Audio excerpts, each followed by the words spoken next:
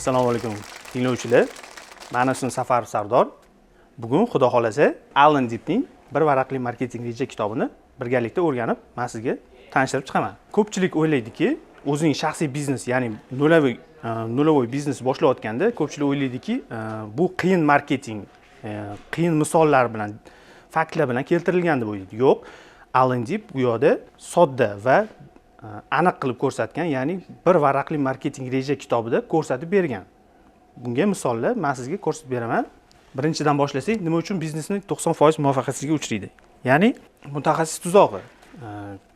Bu yerda ko'rsatilyaptiki, bitta oshpazni olsak, oshpaz ko'p yillik davomida tajribali, lekin uni ko'tarilishi bor.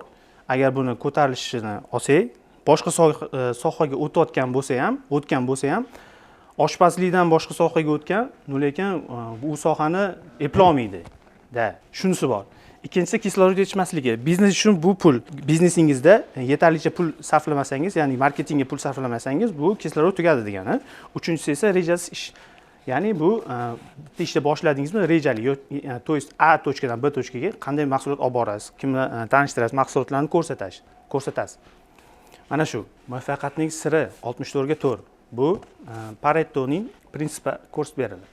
Natija bu 80% natijani 40% harakat, to есть harakat erishiladi. Bu yerda Alan Deep 80% 80 ga 20 ni o'zini shaxsiy uslubida 64 ga 4 ko'rsatib, qoidasi orqali ko'rsatib bergan. Ya'ni 80 ga 20 nimaligi? Bu 80% dasturlarni 20% foydalanuvchilar foydalanadi. Keyin 80% nimasi bo'ladi? Yo'q, natija emas. 80% avariyalarni ko'chadagi 80% avariya, avtohalokatlarni 20% shofyorlar, to есть boshqaruvchilar amalga oshiradi. Ana shuni 64 ga 4 qoidasini Alan Deep qisqartirgan. Ya'ni 80% ning 80% 64, 20% ning 20% 4. 4%, ya'ni 64% natija, 4% gina harakat. Marketing burchak. Marketingda 10% yaxshilik daromad. Bu marketingni 10%, ya'ni bitta joyda to'xtab qolmaslik, 10% qildimi, keyingisini undan tashqari o'zgartirilgan, yangilangan holatda 10% qilish kerak. Shuni marketing 10% deyiladi. Bir sahifali marketing rejani tuzish. Bu yerda 3 ta bosqichdan iborat. Oldin, davomiy, davomida keyingi. Oldin bu biznesingizni boshlaganingizda sizni mijozlar tanimaydi umuman. 0. Siz qanaqa tanishtirasiz? Reklamalar orqali, flyerlar orqali, Instagram ilovalar orqali siz birinchi tanishtirasiz. Davomiy bosqich esa uje sizni mijoz bildi, tanidi, shu reklamalar orqali tanidi, uje mijozlar sizni tovaringizni olishni boshladi, uje bildi. Qiziqish va ishlash. Keyingi bosqich esa uje mijozlar sizni tovaringizni oldi va sifatli uni ishonch hosil qildi. 3 ta bosqich shundan iborat. Uchinchisi shu, tovarni uje oldi, что sizga sifatli tovar yetib keldi mijozga. Mana shu sizni biznesingiz sifatliligini bildi. To есть sizda biznes to'g'ri ketayotganini bildi mijoz. Mana shu 3 tadan iborat. Oldingi bosqichga chuqurroq kirib borsak, xo'sh, oldingi bosqichda e'tiborni jalb qilish. Ya'ni reklama bersangiz ham klientni o'rganish kerak, mijozni, yoshi va nimaga qiziqishi, nimaga qiziqadi. Instagramdan olsak, nima reelslar ko'ryapti, unga nima takliflar berish mumkin. Shular boshlang'ich. Natija esa mana shu berilgan bizani faktlarni, unga berilgan mahsulotlarimiz, natija, qanday mahsulot unga bera oldik mijozga. Mijozga qanday mahsulot bera oldik, unga qiziqishlari hammasi shunda berilgan. Va men bunga misol qilib keltira olaman. Joe Gerard GM mashinasini Chevrolet, ya'ni 1963-yildan 1978-yilgacha 13 mingta avtomobil sotgan. Buni qizig'i shundaki, o'zining fishkasi bo'lgan. Ya'ni har bir sotgan mijozga har oy bayramlar yoki tadbirlar bo'lsa, unga tabriknoma yuborgan. Ya'ni yangi yil bilan, undan keyingi 8-mart bilan shunday tariqasida mijozlarning qalbini joy olgan. Va shu mijozlar 10 yildan keyin ham shu Jo Gerrarddan mashina olishni o'zlari taklif qilib chiqqan. Bundan keyin esa Jo Gerrard kuniga 100 minglab taklifnomalar chiqargandan o'ziga assistent olgan oxirida. Va keyingi misol Joshua Abel, skripkachi bo'ladi, mashhur skripkachi. Uni oddiy skripkachi $3,5 million turadi. Va bitta dastur, 1 soatlik dasturi $60 ming ga baholangan. Unda eksperiment o'tkazib ko'rishadi, ya'ni uni o'zini 3,5 millionlik skripkasi bilan yer osti yo'lida lokatsiyani tanlab, ana shu yerda 1 soatlik o'zining mashhur qo'shiqlarini shu yerga o'tayotganlar xalqlarga ko'rsatib beradi. U yerdagi muxlislari esa 1 soatlik dasturini $32 ga tenglashtiradi, baholaydi. Bu degani lokatsiya ham muhim, ya'ni joylashuv, mijozlar qayerdan kelyapti, qayerdan boryapti. Misol studentlarga bitta oshxona ochdingiz. Oshxonani borib sentrdan ochib qo'ymisiz, institutda yoki maktab yonidan ochasiz oshxonani, чтобы shu talabalarga osonroq bo'lsin. Menyularni ham qimmat qilmaysiz, shu studentlarga to'g'ri keladigan narxlarda qilasiz. Xuddi shunga o'xshash faktlar shu. Keyingisi uje maqsadli bozorni tanlash. Hammaning mening mijozim. Bu katta xato. Bu nima degani? O'zingizni tovaringizni hammaga sotib tashlab, bo'ldi, men sotsam bo'ldi degani emas. Bunda o'rganiladiki, bu mijoz keyinchalik ertaga ham sizni mijozingiz bo'lishi kerak. 1 soatlik mijoz emas. Misol oldi bo'ldi, ketdi emas. Buni sizdan bugun oldim, ertaga yoki bitta tovar oldi. Misol sizdan printer oldi. Printer oldi. 1 oy ishlatdi, 2 oy ishlatdi, o'sha printerda kartejni to'ldirish kerak. O'shani ham usulini qo'shish kerak, uslugasini qo'shish kerak. Bizga taklif qiladi.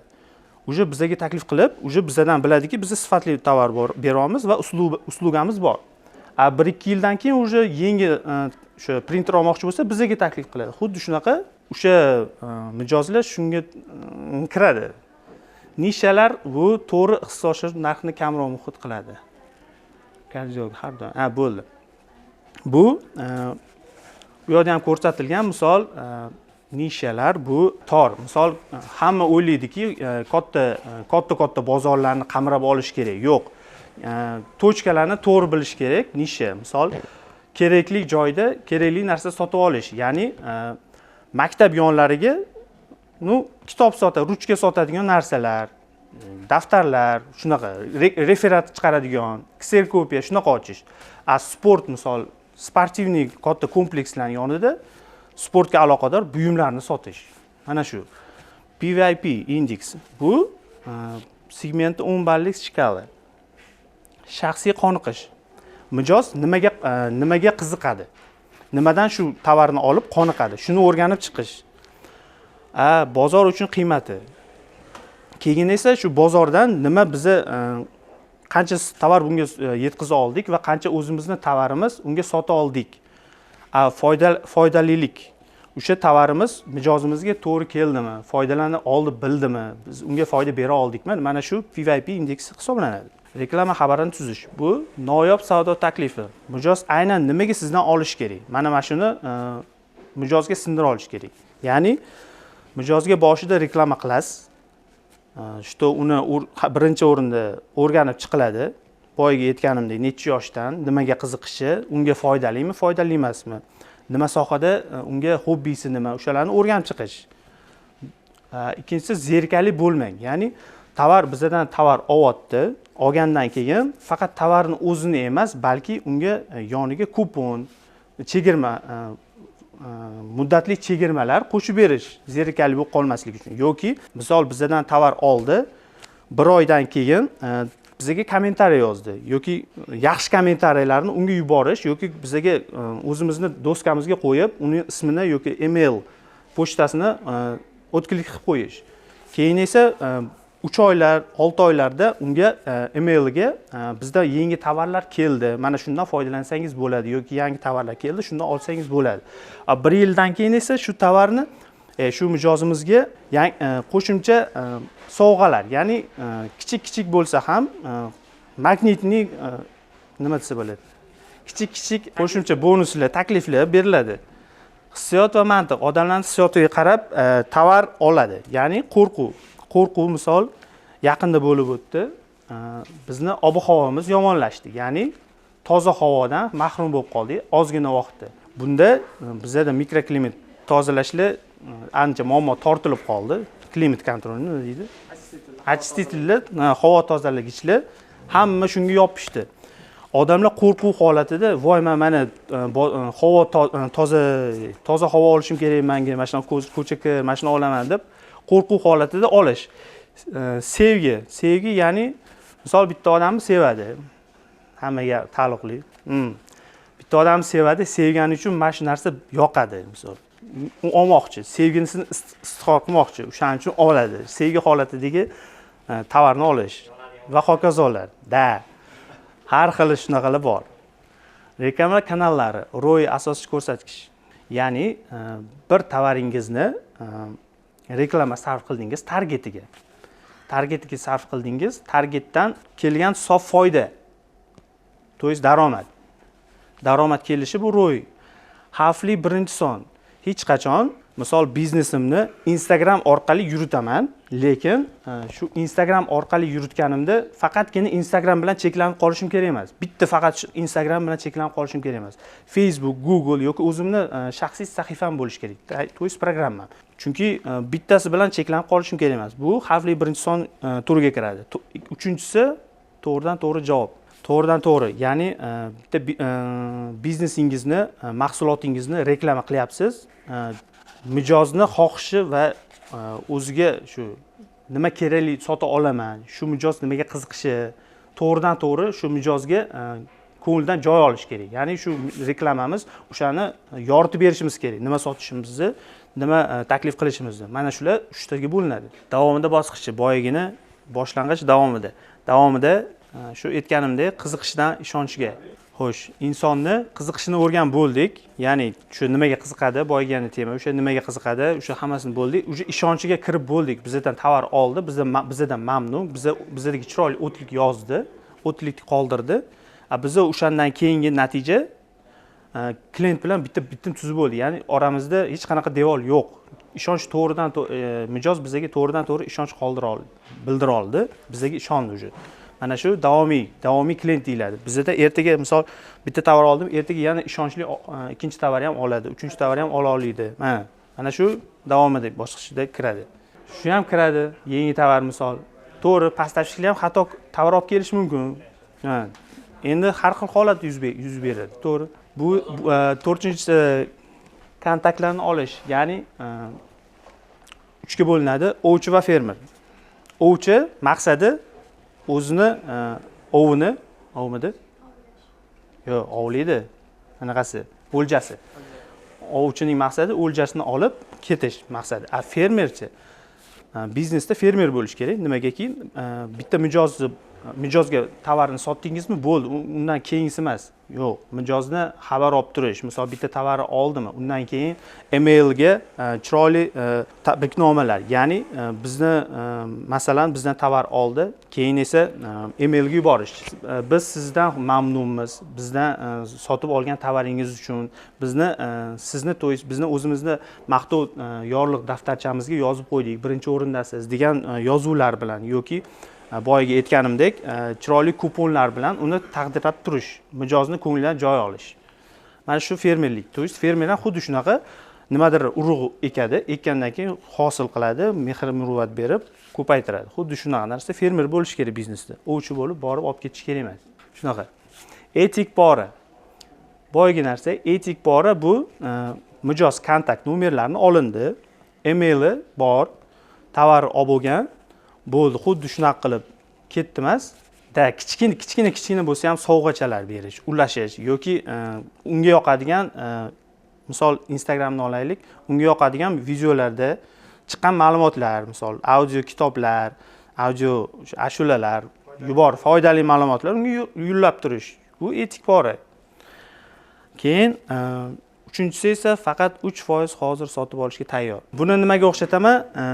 Xuddi Apple. Bitta tovarni bilasiz, Apple'da qanaqa odamlar o'chirib turadi.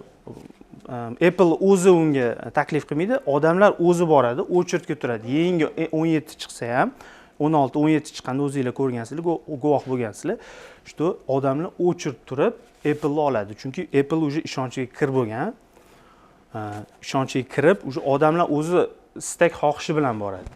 Mana shu mijozlar shu anaqasiga kiradi. Bundan keyin mijozlarni glavniysi maqsad sotib, bo'ldi, foyda qildim emas. Bu yerda ko'rsatilib beryaptiki, bizdan tovar oldimi, erta indinga undan holidan xabar olib turib, sovg'alar ulashib, yangi tovar chiqdimi, unga mijozlarga tanishtirib, mana shu tovarlarimiz chiqdi, siz bundan olsangiz, bundan xursand bo'lamiz. Xuddi shunaqa tarzda yetkazib beriladi. Biznes shunday holatda olib ketish kerak. Keyinsi doimiy mijozga aylantirish, bitta mijozda qolib ketish kerak emas. Bir kunlik mijoz ham bo'lish kerak emas. Bunga bilan nima demoqchiman? Misol bitta biznes boshladinglarmi? Bu qiyin emas. Alan deb nimani ko'rsatib beryapti? Что hamma narsa qiyin ko'rinadi boshida, unday emas. O'zini reja, maqsad, klientlar nima xohishi, shunani o'rganib chiq deyapti. O'shandan keyin qilsang, mana shuni olib keta olasan deb ko'rsatib beryapti. Alan deb mana shuni ko'rsatib berayotgan. Bitta iPhone 17, bitta Optrafari, bitta Blender. Blenderdan boshlaylik, Chinni bozordan o'zimni o'pitim.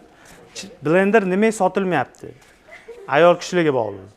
Ayol kishi kategoriyaga qaraymiz. Nima olmayapsiz? Boshida mijoz bizga kontakt qoldirib yoki emailda.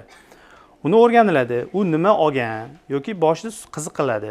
U nima uchun mana shu Blender olmoqchi yoki bitta oldida bo'ldi, boshqa hech qanaqa olmadi undan keyin. O'shani so'raladi yoki qiziqiladi. Shu paytgacha nima bizdan sotib olingan yoki nimaga shu ani to'xtab qoldi. Ya'ni boshqa model ko'rgandir, unga biz qiziqish bera olmaganmiz, taklif bera olmaganmiz balki. Talabni o'rganib ko'rish. Talabini Ya'ni undan ko'ra mijozdan ko'ra xudo biladigan. yo'q. Shuni o'rganiladi. Agar undan shu narxga boshqa alternativ variant ko'rsatilishi kerak.